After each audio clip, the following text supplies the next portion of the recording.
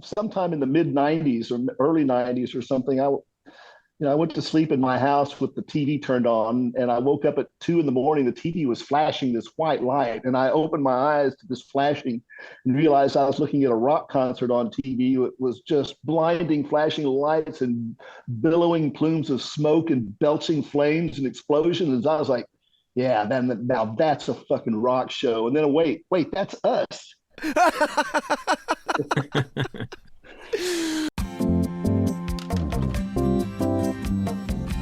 This is Matt Sweeney, and I am hosting Matador's Revisionist History Podcast. And this is a fucking sick episode because I am interviewing the Butthole Surfers. We have King Coffey, we have Paul Leary, and I'm Matt Sweeney. And we're going to get into it because Matador Records has reissued their great first 3 albums: Psychic, Powerless, Another Man's Sack, Rembrandt Pussyhorse, and PCPPEP. I always wondered if it was PCPEP or PCPPEP, but we call it PCPPEP. At least me and my friends did when we were kids. If y'all haven't heard these records, you're in for a treat. They are world-beating and world-changing records, and they're kind of everything that's good about rock music and Dada art and being friends and not giving a fuck and being scary and going for it. But I guess I'm kind of gonna keep it a little bit Texas just because you guys are from there, and I kind of feel like even when I was a kid, I was aware that you were from Texas when I first heard these records. Paul, can you tell me about San Antonio and how it affected your outlook as a musician? Well, I always thought San Antonio was a really boring place to grow up, and so I couldn't wait to leave and see San Antonio in the rearview mirror. And so as soon as we got that chance, we were gone. There was no place to play in San Antonio for the Butthole Surfers. I read that Chet Atkins was like a guitar inspiration for you. Were you playing guitar as a kid, and how did you leave it, and how did you come back to it as a Butthole Surfers? I saw Elvis Presley when I was 5, and so I talked my dad into buying me a guitar. And so he bought me a little $5 guitar from Mexico that didn't even have 6 strings, and I played that enough to where when I was 6, he bought me a regular 6-string guitar. And then I saw the Beatles on the Ed Sullivan Show and had to have an electric guitar, and he obliged and got me an electric guitar. But yeah, I took lessons as a kid and lessons in junior high and played in garage bands in high school, and then stopped playing in college and didn't pick it up again until after college when Gibby taught me into rehearsing with his new band. I'm really curious because I'm such a fan of your guitar playing, and there's something so musical and guitar-y about it, I guess, for lack of a better word, that even as a kid, I first heard the PCP record, and it was just the best guitar lines I'd ever heard, and it sounded like somebody who knew how to play guitar and was fucking it up in the funnest way. And so I'm just wondering, in these garage bands and stuff, were you like a hot shit guitar player? Did you love playing guitar? Was it like a thing that you loved to do? Yeah, it was a lot of fun. When you're in high school, that's about as fun as it gets. Mm-hmm. But I didn't have the stamina to practice a whole lot, so I never became a gifted or accomplished guitar player, but I learned a little bit and just used what I had. Got it. But so you lose interest in it, and then is it visual art that comes next as far as you being stoked about something? Yeah, I thought maybe I could become the next Pablo Picasso, and so I studied art and realized I didn't really have the stamina to put in the necessary hours for that either. It was just all about meeting chicks. So you meet Gibby, and Gibby's got the idea to start making music? We listened to a lot of punk and new wave records when we were attending college together, and I graduated a year before he did. Mm-hmm. And so I went to work in a lumber yard, and then when Gibby graduated, he got a job with Pete Marwick and Mitchell, which was the biggest accounting firm in the world at the time. And that didn't last very long, but I think he wanted a band as a way to escape from the world of accounting. Mm. And so he'd come into to band practice every day, just suit and tie from work, and he'd strip down to his underwear and start singing through a toilet paper tube, and that kind of spilled over into the live show. That idea of using things that like just sort of shitty things that were around, that struck me right away when I was a kid. So I've been dying to know this. Who wrote these bass lines? Like, because there's such a sound, these bass lines made such a thing, and I always wondered if that was you or Gibby or was it whatever bass player was on hand. It depends on the song. You know, Gibby did come up with quite a few bass lines that were the basis for songs, and I came up with a few. And the bass lines were, to me, again, I could just remember being a kid, and you know, I had grown up on classic rock and stuff like that, and there was it was those bass lines that just jumped out at me, and it seemed and I'm curious if there were any bands that you particularly loved when you were doing Butthole Surfers. Yeah, like immediately the Meat Puppets come to mind. You know, I can remember before there was a Butthole Surfers, either Gibby or I went out and got a copy of a Meat Puppets 7-inch single on vinyl called Out in the Gardener, and in a car, it sounded like a train wreck. It was just, it was so just ridiculous. And of course we loved it. And that was kind of like, gee, we could do that. I remember reading in a Meat Puppets interview in some punk fanzine, and Kirk says punk rockers are easier to piss off than their parents. And I kind of, you know, like it's true. Right, and it felt like you guys went right. We're there right away in that regard, you know. Did you see the Meat Puppets after you saw this? Like, did their live show make an impression on you as well? Yeah, they played in San Antonio, opening up for Black Flag, and did people just hate them? Watching their bass amp, you know, they would pull their own amps over just out of carelessness, and it was just bedlam, and it seemed like the whole thing was about to break and end, but they made it through a whole show. Were there other so Meat Puppets are a jumping off point? They're inspirational. Is there and any other inspirations from the jump? Well, SPK, or otherwise known as Surgical Penis Clinic. Wow. And, I heard Chrome for the first time through you guys. I spent the night at one of y'all's places, and Chrome was playing. But also, I was really impressed when you told me early on that you kind of, in a way, taught yourself to play guitar by playing along the Grand Funk Railroad, and you would have these classic rock riffs that were just so unique in punk rock. No one was doing that, but I mean, but you could do it. You could play like Mark Farner, to me at least. And it's like, man, this is really cool. I mean, it was identifiable. I really well said, because same, you know, it was like, well, it's like this motherfucked classic rock field, but like so fucked up, you know, like. I think it was a benefit to take off from playing the guitar for the 4 years that I was in college, because I was just full of that, you know, cover band, you know, 12-bar blues, electric guitar stuff that I needed to just flush that out of my brain entirely and start over with a fresh attitude. So that blowing out of all the old habits or whatever, that's just how the Buttholes hit me, you know, at whatever the fuck I was 14 or so. It was like 1984 or 1985, you know, like it was that thing where, like, I really like classic rock. I like Led Zeppelin and stuff like that. And then I was starting to listen to other stuff, and then when I heard the Buttholes, it was so like doing rock better and also destroying it, you know, but also there's so much music in it, you know what I mean? And I'm curious, were you aware that your records were hitting like that, these really very specific, you know, clearly, like, you guys came up with the language and you came up with a sense of humor and a whole fucking thing and a sound, and then were you aware that it was hitting elsewhere, that it was hitting outside of Texas and stuff? Did you feel it at any point? Was there a moment where you're like, holy shit, like this? No. we were pretty out of it, and by then we were kind of living on the road and just thrilled to death if we could make enough money to get gas money out of town and maybe a case of beer and a bag of weed. I do recall when the first EP came out, we were in Seattle. We were kind of, I think we had one show, and like we were crashing at at friend's former girlfriend's house apartment for like an entire month, I think. I mean, she was a really patient person. She's a saint. Anyway, the record, the first EP finally came out. And I recall like calling up the radio station saying, "Oh yeah, do you have the Butthole Surfers?"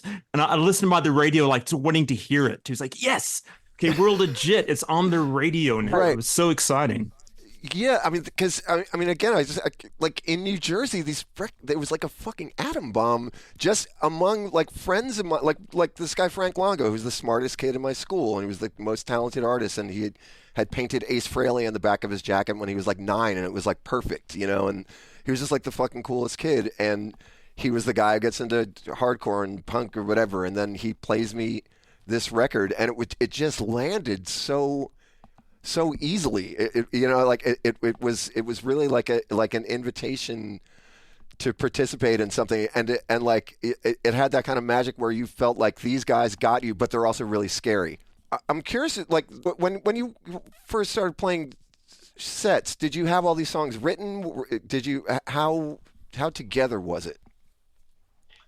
Well, we had enough songs, to play maybe a 30-minute set or something like that, and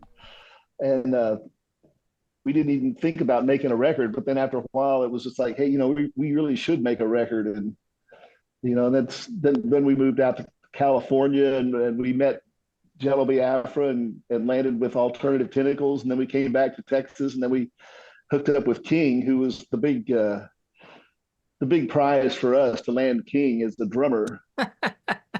Did you all know each other? Did you know King as a drummer? Not quite. I think the only reason I joined the band, or I was invited to join the band, is because I was willing to do it. They had so much trouble keeping around drummers. And I think I saw the show before I joined where this really good drummer, a really skilled drummer, got hit in the head, but he was not punk rock. He got hit in the head with a beer bottle. And the band was great. They were fantastic. And I saw the poor drummer get hit with the beer bottle. You could tell, like, oh boy, TikTok, his time is nigh. He's not going to stay in the band too long.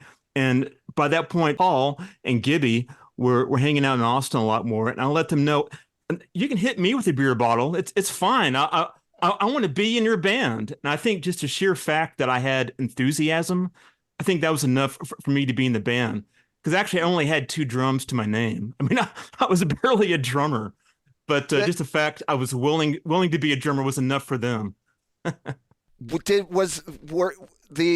Again, also your approach to playing drums, I think, was felt extremely fresh. What was it? Your idea to do the standing up thing, or had that already been established? Yeah, well, my previous band in Fort Worth was called the Hugh Beaumont Experience, and we were a bunch of high school kids. And at first, we wanted to be we were a punk rock band, so we were playing the Sex Pistols. This like our singer saying he's 15 years old, singing with a British accent, because that to us was what punk rock was.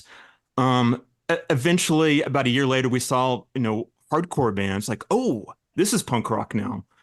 So it all got to be really fast. So we just took the same song and just played them twice as fast. Well, we had one show where I left behind my kick pedal. I didn't realize it until several days later. And when I called the club, they had no idea what I was talking about. There was no way I could afford another one. So it's like, huh. But then I thought, heck, we're just playing hardcore songs. They're just fast. It's just, I can do that on 2 drums. Screw it. So I was kind of like a wind-up monkey in a way, just banging on my 2 drums. And but it was liberating. It was fun. And that's really all you need for that genre of music. I think right around then, I know the Hugh Bomb Experience opened up for the Butthole Surfers when they came back to Texas, and that's where I began befriending the band. I think they thought that I was comical enough to qualify to be in the Butthole Surfers. So there you go. King was the one that had recording experience. I mean, we owned his single, the Hugh Bomb Experience, and so the idea of having an accomplished studio drummer in our band was really exciting. Legit. Yeah, legitimizing. And we couldn't get people to play drums for us. That we went in to make our first record, and we didn't have a drummer. It was just Gibby and I. And there was a drummer for another band that was willing to help us out for a couple of songs. And I think he played on The Shaw Sleeps in Lee Harvey's Grave and something else. And we were trying to talk him into playing some more, and he wouldn't do it. And then we were like, we were recording the song "Hey," and all of a sudden there was a knock on the door at this, terrible dive studio that we were recording at in San Antonio, in a seedy part of town.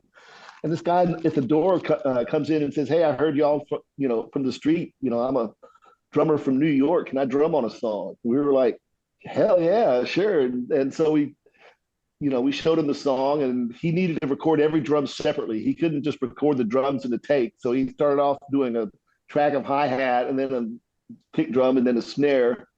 So he was mentally ill or something. And then when he was done, he walked out the door, and we never even knew his name. And he's a drummer on our first record. And then King agrees to be in the band, and that was just super exciting. It was like, all right, our search for a drummer is over. And I can remember the excitement in picking King up from the bus station with his two drums. And I was borrowing my dad's Suburban to pick him up and take him back to the studio where we were already in session. And then I ran out of gas with King in the car. And I was like, oh, he's not going to want to play with us after this. It was just so embarrassing.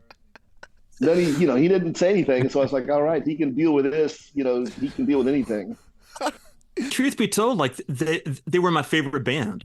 So I kind of won the punk rock lottery that I got to join my favorite band. I mean, back then, there were so few punk bands in Texas. You could count them on maybe two hands. I mean, but Butthole Surfers were my favorite, certainly one of my favorite Texas punk bands, along with the Big Boys and the Dicks and Stick 'em the Reagans. Those bands were just hallowed to me. So when the Buttholes needed a drummer, it's like, oh man, I so want to do this.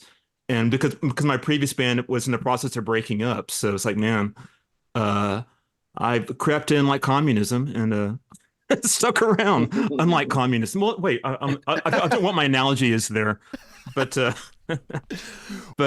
but they were my favorite band, and I've always kind of had two minds with the Butthole Surfers, because I've been with the band for a few decades now, but I'm still like a fanboy at heart. I'm still like That's the big fan of whatever Gibby and Paul are working on. So it's like, yeah, I'm happy to just be around. I'm happy with the participation ribbon. That's cool. I mean, I would say, it's easy to venture that has something to do with the awesomeness of the Butthole Surfers, is that respect and enthusiasm and being fucking psyched to play with each other, Like, which, again, there was always this electricity whenever I'd see you guys. When you brought Teresa in, when did the double drum thing lock? Yeah, I mean, Teresa just nailed it from the get-go, and it really opened my mind up as to what drums could be, because up to that point, until Teresa joined, I was still doing just the two drums, like kick snare kind of thing. Teresa came in, brought in nothing but toms, two rack toms, two floor toms, and just made everything heavier and denser. And she nailed it from the get-go. I mean, she was playing harder parts on a weird kit that she never quite played before, like this toms only, and she just nailed it. She was just a natural, so she was one of a kind. Absolutely. So I kind of want to get into the recording, because we're talking about these records that kids can hear now for the first time, and I'm hoping that people who are listening are people who maybe not be familiar with you guys, with the Butthole Surfers. So the records sound so distinctive. Did you all have any idea what you were doing? Or rather, I guess that's a dumb question. Did you have any intention about how you wanted the records to sound? No. Cool. Just simply no. I mean, we were into Dada and nihilism and into not thinking about what we were doing. It was all random, and whatever came out was good enough with us. And that was the only thing that was on purpose, was our lack of purpose. Mm-hmm. Who drew the clown on the PCP record? I did. Thank you. We needed an album cover that day, and I had a ballpoint pen and a piece of typing paper, and there she blows. It really, it's just so wild how powerful. It's just like, again, it just somehow like between the name, the clown, and the sound, it was just, it clicked so hard. I guess like cracks me up to this day whenever I see somebody with that clown tattooed on their neck or their whatever. When was there a point, because like I was talking to Pat Blatchel, who I've known for like forever and ever, and I called him just to get a little nerdy since he was there and he saw you guys. I wanted to get some kind of like sense of just how it felt to be around the Butthole Surfers and when these how these records felt as a fan of the band. And we both kind of talked about how Rembrandt Pussyhorse has such a sound to it. Were you aware? Why does that sound different than the other ones? Well, that was only our second full length LP, and a lot of it was recorded in the same studio that we recorded the first LP and the first EP. Right. The only real difference was that I think we mixed a lot of it at Kramer's Noise, New York. Okay. And I think we even recorded a couple of the songs on it there at Noise, New York. Oh, I was just going to say, we had a little more time to do a little more experimentation than we did on the other stuff. And that experimentation, I think, might be the difference you're talking about. I think one thing that was unique about the band early on is that Paul and Gibby were more or less living in a studio and could record in a nice studio when it wasn't being used. So it allowed them to be experimental for a way which a band which had no record out could do. So like they were kind of learning the studio and coming up with songs in the studio. And for a band that early in their career to be working up songs in the studio and treating the studio like its own instrument was really unique. And it was mind blowing. It was so cool to witness and be a part of. There's some other on the first album on Psychic Powerless. There were some songs that were written in the studio that we never played again, like Eye of the Chicken, I think, a few others. But when it came to Rembrandt, there were a lot more tracks that were just recorded in the studio. And then we had to figure out later on, how do we even do this live? And considering that was like only our second album, that was a really different time, like a really unusual place for a band to be in. And, I'm grateful for it. Was samplings happening on there, right? On Rembrandt, isn't there somehow like there's things, or is it just using delay in a way? For some reason, when I heard that record, I'd never heard anything that sounded like that. Like I'm thinking like American Woman and stuff like that. I don't know. Let's see. The American Woman had kind of a distinctive drum sound, and I think that came from a Lexicon PCM 70 reverb or a Yamaha SPX 90. I don't remember, but those early digital reverbs that were affordable in the old days, they kind of had a sound to them, and we just thought it was amusing enough to just turn way up. Were any of these racks that you used on the record, or these rack effects, the same ones that Gibby would have on his rack live? Yeah, Gibby's live rack had a couple of rack delays that were do longer delays, and then would have a sweep knob to where you could sweep from high to low without any steps in between. Right. And I had the same thing on my guitar. So between Gibby and I both having these delays, we could get pretty, freaked out with the sound. And these were things that you found out about in the studio that you started fucking with in the studio and then brought to the live thing, as far as like that, for example, that move. I don't even remember how we got involved with those things. When did the symbol with the flame start? Because I almost burned down my friend's house after I saw that, because we were fucking around. and I swear to God, I remember my friend, who's actually the same guy Frank Longo had. He was like really handy, and he'd like had the upstairs room of his parents' house. He's like a sophomore in high school or something like that, and he had sanded the floors, and we were like, oh wow, rubbing alcohol, cool. And so we're putting it on our hands, and then just somehow at one point I kind of like dump it on the ground, and then on these floors, and then light it on fire, and then like it's like, oh, we could do a little more, and then the next thing you know, the entire floor is covered in blue flame, And we're listening to Butthole Surfers and stuff. So I guess I've always wondered how you guys came to the Flame Effect. That was all Gibby's doing, and I can't even remember the very first time he did that. Whether that was before or after King joined the band. I kind of think it was after King joined, and after King joined, that's when we started having a supply of broken cymbals. I'm just so happy that we never, to my knowledge, burned down the club. I mean, we totally lucked out there. I mean, my gosh. So lucky. We should have been stopped decades ago. I mean, for real. Somehow we all managed to dodge a bullet there. It's good to hear you say that, because again, that's this thing that I've always wondered, is like, wait, how the fuck did they do all that? We became somewhat. There was enough notoriety with us to where when we would show up at clubs to play, the fire department would be waiting for us. And what would they say? They would want to see how the fire cymbal worked, and they'd want to see, the pump shotgun that was going to be fired off several times during the show. And they'd look at this stuff and then just hand it right back to us and say, as you do. I was always freaking amazed that the fire department would, here's your shotgun bag. Feel free to blast it off as you see fit. Here's your fire cymbal bag. Don't worry about burning the club down. I'm sure it'll be fine. God almighty, we were lucky. I read something, Paul, I don't know if you recall saying it, but it rang true with me, where you said that your interest in Mayhem stopped after a certain point. I think you said September 11th or something like that. But it was 9/11 did it for me. That resonates with me too. It's like the way that the Butthole Surfers were able to create this sense of mayhem, and you don't know what the fuck is going to happen next, except for that symbol that flaming symbol is probably going to happen in a shotgun or something like that. But other than that, you really don't know what's going to happen, and it set a standard that for like a kind of a crazy thing then that I certainly don't want anymore as an adult. It was fun, but it's, a little goes a long way.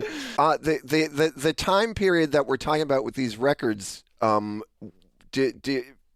it still rolling? Were you feeling the burn at that point, as far as kind of living in mayhem to such a degree, or was it, or were these records still kind of capturing? It's because they certainly sound like they're capturing the spark and the fun. Were these records made while it was insanely fun? Yeah, most definitely. Yeah, and I love nothing more than being in the studio. To me, being in the studio is a whole lot more fun than being on the road. When you're playing live and traveling from town to town, you're kind of at the mercy of the winds. And when you're in the studio, you can control your environment and control what goes on, and you're in charge. But once you step outside the studio, you're not in charge anymore. So I always like the studio.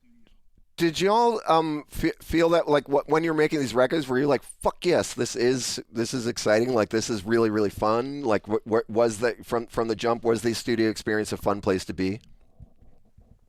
Yeah, the very early on, I was just amazed that we could be in the studio at all. It's like, being in the studio is what rock stars do. So we're rock stars now. And then by the time we got into Rembrandt Pussyhorse, and we were able to do experiments and things like that in the studio, that was a whole lot of fun. And that's, to me, I just live to be in a situation where I can make something different in a studio. Mm-hmm, mm-hmm. Of course, we were rock stars in the sense that we were sleeping on the floor. We had no home. We had no jobs. We had no girlfriends, no boyfriends. We had few friends. We had very few possessions other than what we could fit in the van. But because we were traveling, because we were putting out music, because we were doing what we wanted to do instead of washing dishes, like I think we all were doing before we decided, oh, fuck it, let's just be a band full time. That to us was like, okay, success. We're a band. We're touring. We're doing our thing. Right. And I was having a blast. I mean, I before I joined the Butthole Surfers, I never left the state of Texas before. So here I was, like, with my favorite band, playing music, touring the country, and hanging out with guys who were cracking me up. It's like, okay, this is the best. Now, screw it that none of us have money. Screw it that if you get sick, you just have to play, sick, and you can't afford to see a doctor. This was a blast. It was so much fun. of course, we were in our 20s or whatever. So I don't know if I'd want to do it again, but for the time, it was great. It was fantastic. Yeah, I mean, the momentum that you guys had and that sense of fun was also, was very clear as it was happening, because I remember, like, I knew that you guys were coming to town and sort of setting up or just being there. Like what was it like coming to New York and just you're in New York all of a sudden, Kramer's working with you guys, and where are you staying? We stayed at a friend's house on Houston Street, the corner of Mott and Houston. Mm-hmm. And we had a practice space that was like 3 stories below ground in some building that had been used as a Civil War jail. On Mott Street. Is that right? Yeah, man. Yeah, I think that's the same one as the Beastie Boys ended up using. I could be wrong, but I might not be. Yeah. It wouldn't surprise me. And then, we had like a budget. Every band member got $3 a day to buy food and beer. And so back in the 80s, $1 would buy you a beer, or $1 would buy you a slice of pizza. So $3 meant 2 beers in 1 slice, or 2 slices in 1 beer. And so we were always about the 2 beers.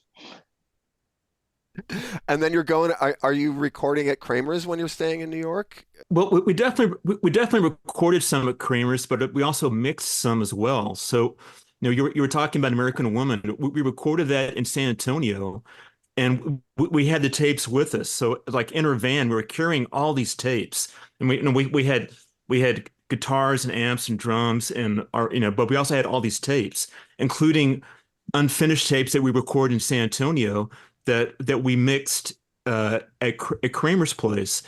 And as far as American Woman goes, I know at the time we were fascinated with the hip hop scene, like just the huge drums, and even Run DMC or whatever, these huge sounding drums.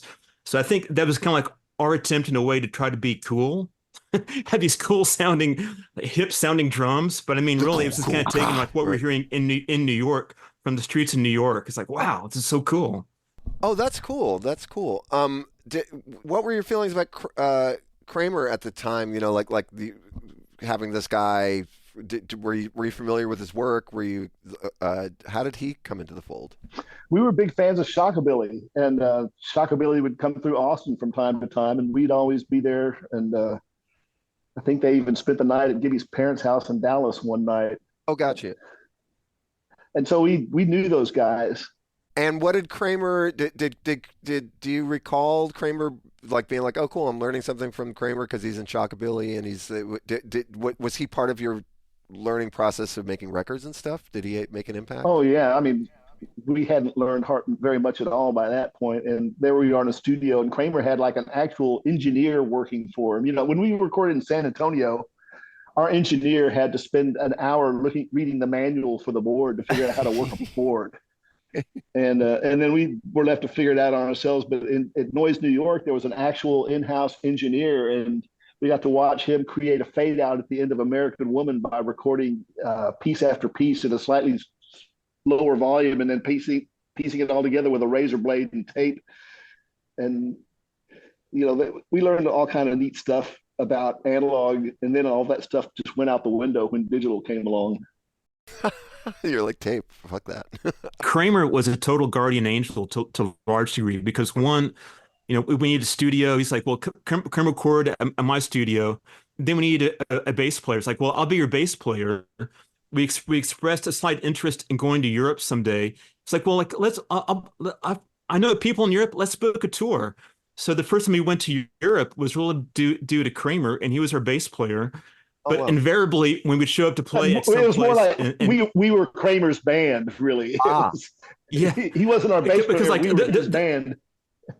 The flyers would say Butthole Surfers, but then below it would be X Shockabilly, or sometimes just Shockabilly. Like, oh, you're not Shockabilly. Well, yeah, I don't know. so we were totally riding the Shockabilly train in Europe. Incredible. That's cool. I am okay. So I'm a fan and stuff, but I did not know about the Kung Fu scene until I read this piece in the San Antonio paper. So Can you tell the audience a bit about what you told Jello Biafra about the Kung Fu scene in San Antonio? Well, we told everybody about the Kung Fu scene in San Antonio, and there wasn't a scene of any kind at all in San Antonio, so we just kind of made one up, and we called it Kung Fu, and we invented all these bands that would play in the Kung Fu scene. There was the Ridiculoids and just the stupidest names in the world, and then we invented a venue, which is an actual real pharmacy down the street from where I grew up called Alma's Pharmacy, and we would tell people that on Tuesday nights they'd have Kung Fu shows. They'd wheel away the racks of the hearing aids and then bring on bands like the Ridiculoids, and whenever the Ridiculoids played, somebody would turn up dead, so the Ridiculoids would stop advertising their shows because they didn't want any more people to die. And then people found out they'd missed the Ridiculoids and would kill themselves. And I mean, just the stupidest stories in the world that you can imagine. And we always assumed that people knew we were just joking. And we'd start talking about wanting to assemble a Kung Fu compilation, of all these great bands from San Antonio that we could put together on a compilation. And I think Ruth Schwartz from More Damn Records or whatever it was called, she got interested and wanted to do it. And because she used to put us up at her house, and she was just super great to us. And then she found out one night that we were just joking, and she got really mad at us. And it was upsetting because I thought she knew we were joking, and there was no way to tell her, hey, we weren't trying to deceive you, or it was just us being really stupid. And my favorite pair of bands from the Kung Fu scene were these two rival bands. One were called the Againsters, who were just against everything. And then the rivals were the Againsters, who just played the same song over and over again. So yeah, those two bands did not get along. So it was Againsters versus Againsters. So now, and then there was Hitler missed, and the controversy was: is this Hitler being missed by somebody that misses Hitler, or is it Hitler that just missed the mark? It's all just spectacularly stupid. So now I have this tape here because I'm at the Matador offices, and there appears to be a compilation of did you ever record? Did you start recording this thing? Did you ever do any recording of these imaginary bands? Or am I looking at something that's mislabeled? Oh, I think at that point when we were recording in the studio, we might have just written whatever we wanted on the tape sleeves, and so we might have put Kung Fu compilation. I see. Okay. I'm not really sure how that went down. Okay, so there is no. You guys never did start a Kung Fu compilation of imaginary bands that you guys were pretending to be. No, it's something I'd still kind of like to do, though. I would love that. I think that would be... I pulled out the original multi-track recordings from Psychic Powerless, Another Man's Sack, and Rembrandt Pussyhorse, and I'm remixing them, portions of them right now, just documenting what I have. And there's like 5 or 6 songs that are completely finished recording that never made it out. And I was like, why didn't we release this stuff? And so I'm looking forward to some new unreleased material coming out of that. That's fucking insanely exciting news. That's really, really cool. I have a couple of other questions. Scratch Acid, did y'all play with them a lot? Oh, yeah. Oh. They were buddies. Awesome. Were you guys feeding off of each other? Or was it just like, love you guys? I know that, I went out and traded my beautiful vintage blonde 1962 Fender Blonde amp for a more modern black Fender concert amp, because that's what Brett Bradford played, was a Fender concert, and I love the way he sounded, and I wanted to sound like Brett Bradford. And cool. I never did, of course, but I tried. That's cool. Well, I also want to backtrack a bit. You're talking about what early influences the band had, and Paul was talked about Meat Puppets, and I said Chrome, but also bigger picture was that just the bands from Texas. There were so few bands, we all just kind of rubbed off on each other, and we had some amazing bands. You had the blues of the Dicks, you had the performance aspect of the Big Boys, you had just the drudgery noise and slowness of Sticking with the Ray Guns. And these were the bands we saw the most, because at the time it was really hard for a band from California or DC or whatever to come to Texas. So these amazing Texas bands we would see over and over again. And to a large degree, I think I think the performance aspect, the Buttholes probably got a lot from, say, the Big Boys and the Dicks, because we want to put on a show. And all those bands were so unusual from the typical hardcore bands going on in the rest of the nation. And I think these Texas bands were all kind of like feeding off each other. And certainly when you have a band like Scratch Acid, they were friends, and they were doing the same kind of music territory as we were, as far as like playing punk rock, but not really playing punk rock. And I think we totally got them, and vice versa.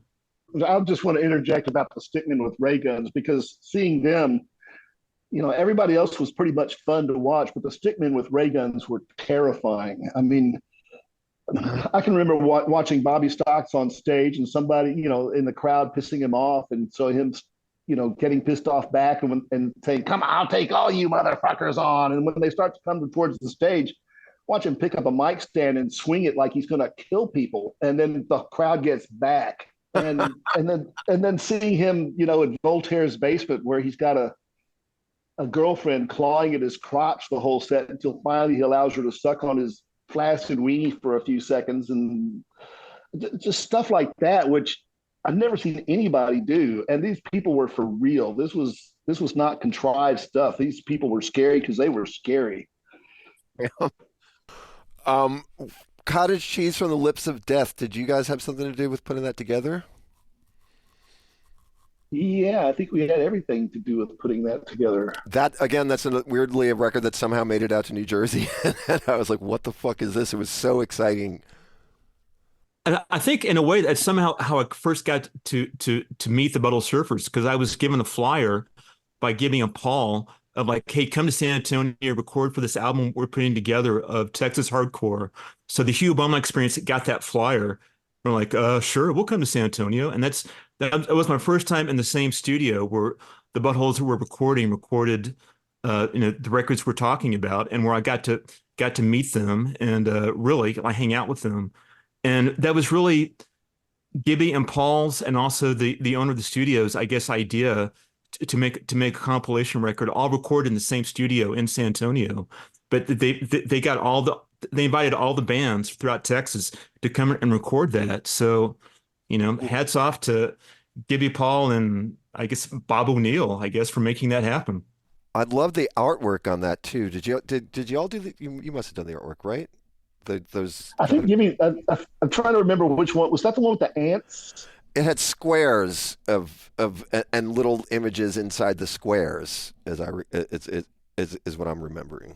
It's absolutely Gibby watercolors. Yeah, it's Gibby. Yeah. What was the deal with that band Watchtower? Wasn't there like this is just like what I remember? There's kind of a metal band on there. Am I right? I think they were really, really young kids in a metal band. San Antonio was always like a haven for metal, and they were one of the best metal bands in Texas, and they were from San Antonio, and they were kids. It was so cool. That music on that compilation also really was exciting. You know what I mean? Because you got the sense of just the breadth of what was going on down there, and I thought that record was so fucking cool. So thanks for putting that together. King, the idea of a band that could only be from Texas, and the idea of making, and Paul, you're talking about how nothing was going on, so you had to make something going on, and it kind of sucked, and you were trying to do something to get out, but the void of the lack of anything to do is also kind of part of it. Is that part of a Texas sound? That's probably true, but I still have trouble kind of identifying it, the Texas sound part of it. But right. I mean, I don't know if there's a sound, but just a feeling, I suppose, more. If I may, like at that point in time, Texas was so isolated that really all we could really kind of draw on was amongst our peers to a large degree. But then you had some things that made sense to a Texan, like say the blues and country music and things that we would hear more than say a kid like in New York might not hear or wherever. And I think it all kind of comes. I mean, I hear in Paul's guitar playing. I mean, Paul and Gibby were always big fans of, say, Freddie King, for instance. And unlike most bands at the time, Paul could actually play Freddie King lick. That's what I mean. Yeah, the vibrato and stuff. When you wrote the song Gary Floyd, what was the idea? Like, we just got to write a song about Gary Floyd because he's awesome? Not at all. I came up with a chord progression, and in practice, Gibby wouldn't sing on it. So I would just go up to the mic and start yelling stuff. And then people would say, "What were you singing about? I thought I heard you singing about Gary Floyd." "Oh, okay, yeah, I'm singing about Gary Floyd." And was Gary happy about that? He's said that he is. We love Gary Floyd, and I've loved everything Gary Floyd ever did in music, from the Dicks to Sister Double Happiness. Oh, good. He's just a wonderful, ambassador for the state of Texas, even though he moved to San Francisco. Sold you guys out. Yeah, but I don't blame him. No, I'm just kidding. Better fit for him. I guess that's. I think I'm good. And really, I just got to say, I'm such a fan that I still am a little starstruck. Because y'all saw you guys play. It always cracks me up because whenever someone tells me they're a fan of the band, I don't believe them. I think you're fucking lying. Dude, I was fucking there, man. I was there a lot. And also, I should say, I feel like a ding-dong, but the kid who was selling your T-shirts in the late 80s was always really nice to me and my friends, and he would get us in to shows and stuff like that. He would actually put us on y'all's guest list and stuff because we were always I felt significantly younger than whatever. We were underage, and so, I saw you guys at CBGB's. I remember seeing Gibby being like recognizing our little crew of friends. We were like, oh, and like we were sitting up on stage because it was so fucking packed this one show, and Gibby was like, "Hey guys," and we were like, "Oh, okay, it's okay that we're sitting here up on stage." He's like, yeah, that's cool. And then somebody else was like leaning on his rack, and he kept on telling that who wasn't with my crew, and kept on telling that guy to not lean on the rack, and then finally he just like grabbed the guy's face and shoved him into the crowd. And I just remember being like, okay, well, they're nice to us, but they're definitely not fucking around here, so I mean, I don't know, I could just go on and on. So I'm a really, really big fan, and thanks for making these records, and thanks for letting Matador reissue them, because I think that I feel like a lot of people are going to hear them for the first time and have their minds blown, because they sound beautiful. We're super excited to be a part of the Matador family. I just pinch myself. It's so cool. It's so cool. I mean, like when I found out that this was happening, I was like, oh my God, because, and again, also just for what it's worth, this guy, Frank Longo, ended up being like one of the art guys at Matador Records, like in the 90s and stuff like that. So it's just like, there's just always been a really big love for you guys among me and my peers. So thanks for showing up and doing this. And I hope that y'all put out some of those unreleased songs. That would be fucking amazing. Are there any can you maybe throw a title out there of an unreleased song? There was one called Stupid Ugly Face, and the other ones I can't remember the names of, but I can remember like looking at the names written in the track listing and not having any idea what they were, and I don't remember even doing them. It's like, God, why did we leave that off? It's really pretty good. Thanks, King, and thanks, Paul. Cheers. Thank you. Had a good time. Appreciate it.